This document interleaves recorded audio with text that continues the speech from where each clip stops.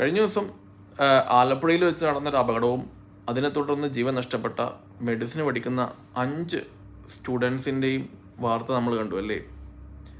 അതിദാരുണമായിട്ടുള്ളൊരു അപകടമായിരുന്നു. ഏകദേശം സമാനമായിട്ടുള്ളൊരു അപകടം എൻ്റെ ജീവിതത്തിലും കുറച്ച് നാൾക്ക് മുമ്പ് ഉണ്ടായിട്ടുണ്ടായിരുന്നു. അതിനെക്കുറിച്ച് പറഞ്ഞുകൊണ്ടുള്ളൊരു വീഡിയോയും ഞാൻ ഇട്ടിട്ടുണ്ടായിരുന്നു.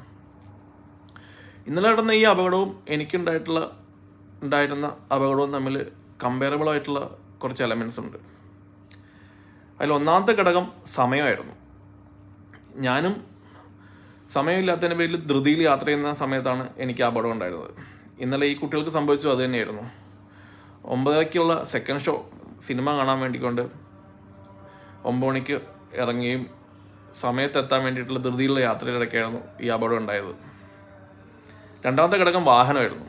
എനിക്ക് അപകടം ഉണ്ടായ സമയത്ത് ഞാൻ ഉപയോഗിച്ചിട്ടുണ്ടായിരുന്ന വാഹനം സ്ഥിരമായിട്ട് ഞാൻ ഉപയോഗിക്കുന്ന വാഹനമായിരുന്നില്ല. പഴക്കമുള്ള വാഹനമായിരുന്നു. അതിൻ്റേതായിട്ടുള്ള ബുദ്ധിമുട്ട് ആ വാഹനത്തിനുണ്ടായിരുന്നു. ഇവരും സിനിമയ്ക്ക് പോകാൻ വേണ്ടി മാത്രം ഒരു സുഹൃത്തിൻ്റെ അടുത്ത് നിന്ന് വാങ്ങിയ ഒരു പഴയ വാഹനമായിരുന്നു. അതിൻ്റേതായിട്ടുള്ള ബുദ്ധിമുട്ടുകൾ ആ വാഹനത്തിനുണ്ടായിരുന്നു.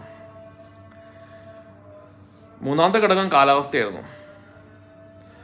ഞാൻ യാത്ര ചെയ്യുന്ന സമയത്ത് മഴ പെയ്യുന്ന സമയത്ത് എൻ്റെ വിൻഷീൽഡിലേക്ക് വീണ മഴത്തുള്ളികൾ ക്ലീൻ ചെയ്യാൻ വേണ്ടി ഞാൻ ഓണാക്കിയ വൈപ്പർ ഓണാക്കിയപ്പോഴാണ് എനിക്ക് പൂർണ്ണമായും കാഴ്ച നഷ്ടപ്പെടുകയും ഞാൻ കൊണ്ടുപോയി ഒരു കോൺക്രീറ്റ് ഡിവൈഡറിന് മുകളിൽ ഇടിക്കുകയും ചെയ്തത്. ഇന്നലെ ഇവരെ യാത്ര ചെയ്യുമ്പോഴും കാലാവസ്ഥ പ്രതികൂലമായിരുന്നു. അവർക്ക് ബ്രേക്ക് ചെയ്യാൻ പറ്റാതിരുന്നതും കൂടാതെ മുമ്പിൽ എന്തോ ഒബ്ജക്റ്റ് ഉണ്ടായിരുന്നു എന്ന് ആ കുട്ടിക്കൊരു തോന്നലുണ്ടായിരുന്നു. അതിൻ്റെ പേരിലാണ് കുട്ടി കട്ടാക്കി വണ്ടി റൈറ്റിലേക്ക് കട്ട് ചെയ്തെന്നൊക്കെയാണ് പറയുന്നത്. നമ്മൾ ജീവിതത്തിലൊക്കെ സ്ഥിരമായിട്ട് നമുക്ക് വരുന്ന ഒരു അനുഭവമായിരുന്നു. നമ്മൾ തിരക്കിട്ട് എവിടെയെങ്കിലും പോവുക, സിനിമ തിയേറ്ററിലേക്കൊക്കെ ആയിക്കോട്ടെ, നമ്മൾ ഒരു ബസ്, എനിക്ക് സംഭവിച്ചില്ല, ബസ്സിന് യാത്ര ചെയ്യാനായിക്കോട്ടെ, ട്രെയിൻ പിടിക്കാനായിക്കോട്ടെ, ഫ്ലൈറ്റിന് വേണ്ടിയിട്ടായിക്കോട്ടെ, എപ്പോഴും ധൃതിയുള്ള യാത്രകളൊക്കെ നമ്മുടെ ജീവിതത്തിൽ സ്വാഭാവികമായിട്ടും വരാറുണ്ടല്ലേ. എനിക്ക് തോന്നുന്നത് ഇത്തരത്തിലുള്ള സാഹചര്യത്തിൽ നമ്മൾ ആ പ്ലാൻ അങ്ങ് അബോർട്ട് ചെയ്യുന്നതായിരിക്കും നല്ലത്. സിനിമ നമുക്ക് നാളെയും കാണാം, ബസ് ഒന്ന് പോയാൽ 10 വരും, ട്രെയിനും അതുപോലെ, വിമാനവും അതുപോലെ.